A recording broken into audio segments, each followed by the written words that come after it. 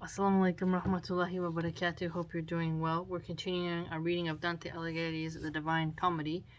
We're in canto number 9, okay? And we're in the 6th circle. Let's begin.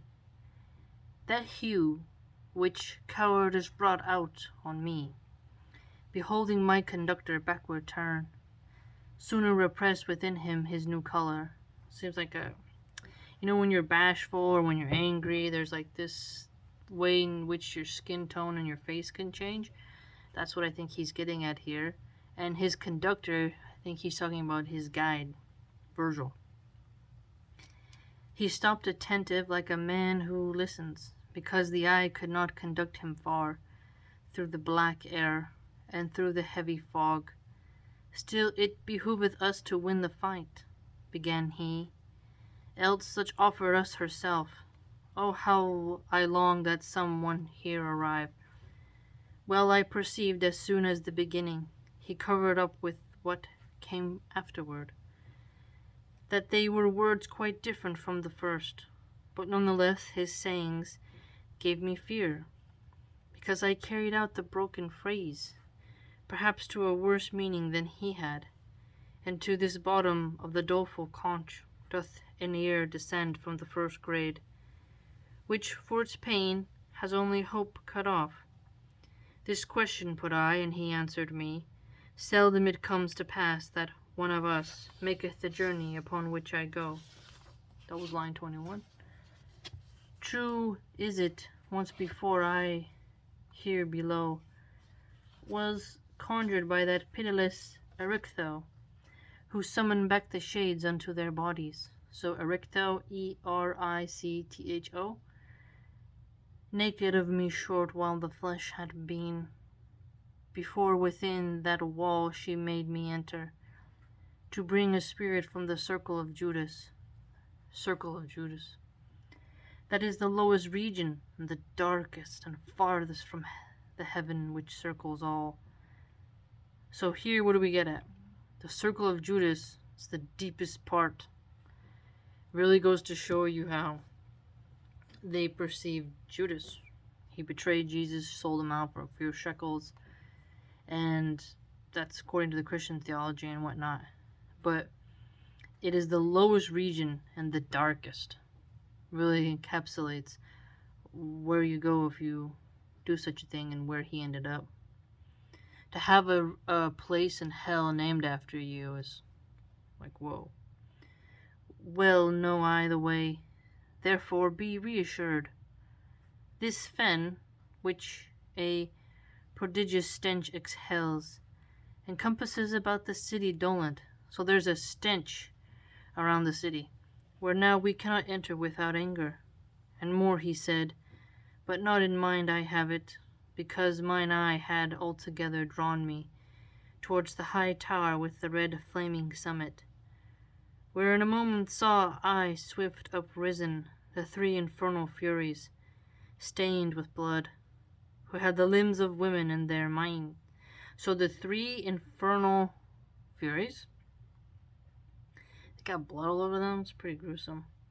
And with the greenest hydras were begirt, so they have a reptilian element. Small serpents and cerastes were their tresses, so they got reptiles on them as well.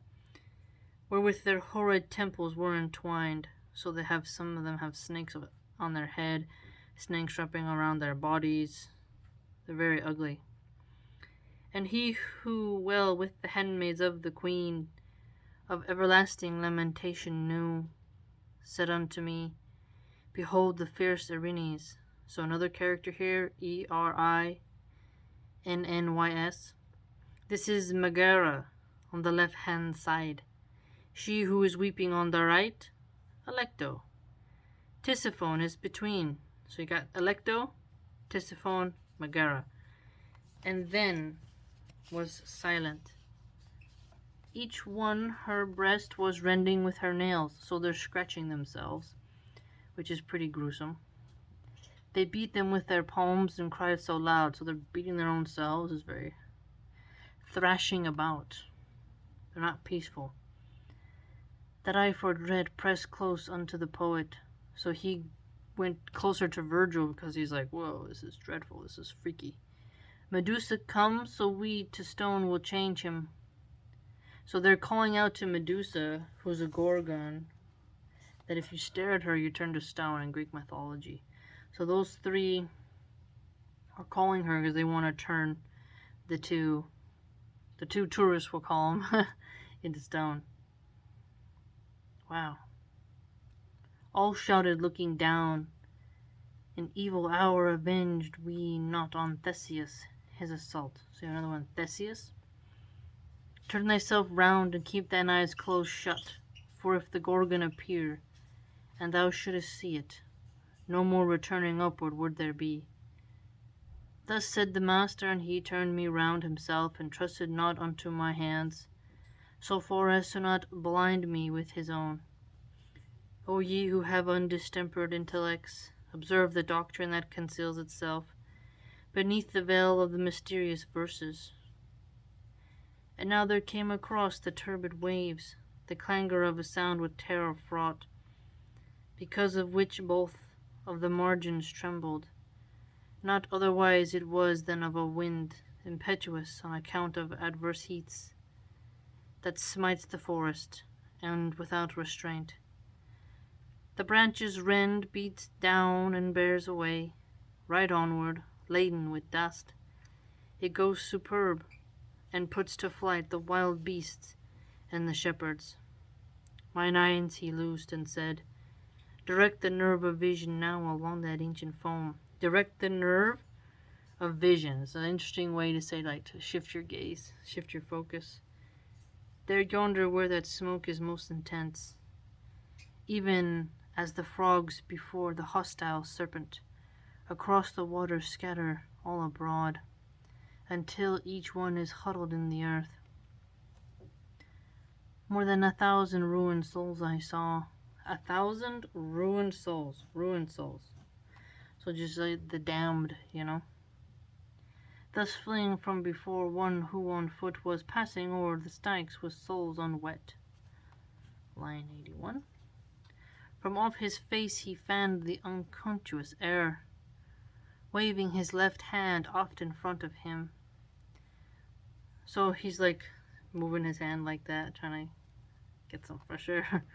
Only with that anguish seemed he weary.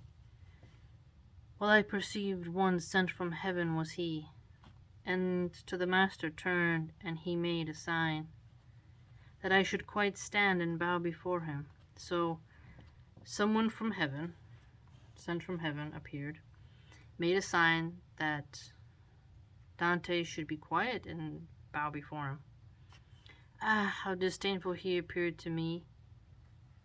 He reached the gate, and with a little rod he opened it, for there was no resistance. "Oh, banished out of heaven, people despised," thus he began upon the horrid threshold. So he's calling out to the people of hell, and it's a horrid threshold. So it's like at the beginning, the precipice of this just ghastly scene. "Whence is this arrogance within you crouched? This arrogance within you crouched." It's an interesting way to describe arrogance, that it's crouching, it's hidden, yet it's still there, and you can still perceive it. "Wherefore recalitrate against that will, from which the end can never be cut off, and which has many times increased your pain. What helpeth it, too, but against the fates? Your Cerberus, if you remember well, for that still bears his chin and gullet peeled.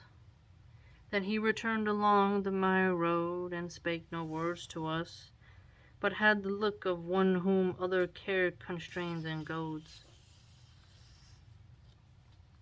than that of him who in his presence is, and we our feet directed towards the city, after those holy words, all confident. Within we entered without any contest, and I, who inclination had to see what the conditions such a fortress holds, soon as I was within cast round mine eye, and see on every hand an ample plain, full of distress and torment terrible, even as the Arles where stagnant grows the Rhone, even at the polar near the Coanaro, that shuts in Italy and bathes its borders. Describing the landscape here, line 116, 15. The sulphurs make all the place uneven, so likewise did they there on every side, saving that there the manner was more bitter.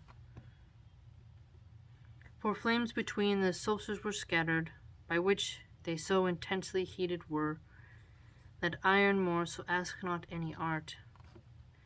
All of their coverings uplifted were, and from them issued forth such dire laments, just really desperate calling out and grievances.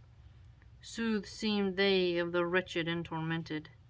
And I, my master, that are all those people who, having sepulture within those tombs, make themselves audible by doleful sighs. Make themselves audible by doleful sighs. Again, he's really getting at visuals and sounds that help us to picture what is going on. And it's a really unique way to immerse us into the text and make us feel the atmosphere of what's going on.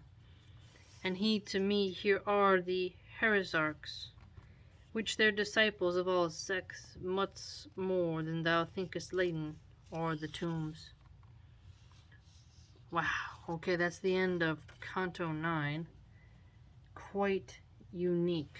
Look at that. So, those freaky gorgons, that was really quite creepy. Megara, Alecto, and Tisiphone, and that they were calling on Medusa to turn them to stone. And Virgil told Dante, close your eyes, watch out. They're the three infernal furies, and they're stained with blood, and they're part reptilian and part female. So it's a very interesting depiction of a Hydra monster, right? It's pretty freaky. And remember, the Circle of Judas is the lowest region, the darkest. Whew, pretty freaky. Pretty freaky. I would not want to go down there, that I can tell you. Terrifying, to say the least. Audible, doleful sighs. Well, what a place to be. Definitely not a place I'd want to be. The next canto is Canto 10. Alright, if you'd like to join my blog, it's www.subscribestar.com/MilahanArchive. I write a lot of interesting posts on there of all genres and topics, so if you want to join there and get away from the trolls that are infested on YouTube and Instagram, I highly encourage you to go there. Take care, and we'll see you soon.